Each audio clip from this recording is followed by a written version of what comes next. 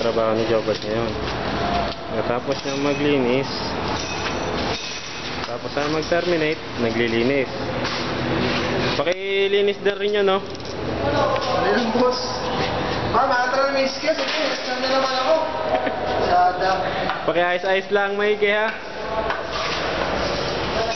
At ito po ang aming ginawa ngayong araw na ito, na hindi natapos dahil kulang sa gamit. Hoy boy! Oh. Okay na yan. Damputin mo yun. Yes sir. Damputin mo yan. Yes sir. Ako nag-ano dyan eh. Damputin mo yan, mahali mo ilalis ko ha. Yes sir. Okay. Inisin mo na eh. Ako helper. Ikaw nga helper ko eh. Ano ko ka ha? Sino kaya helper sa atin dalawa ha? Oh. Yan. Ayun sir eh. Sir. Inisin mo ha.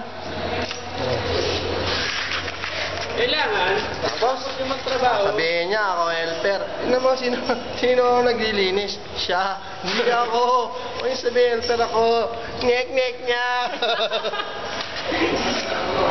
Ganyan kami kasipag. Pagkatapos magtrabaho, Naglilinis. linis.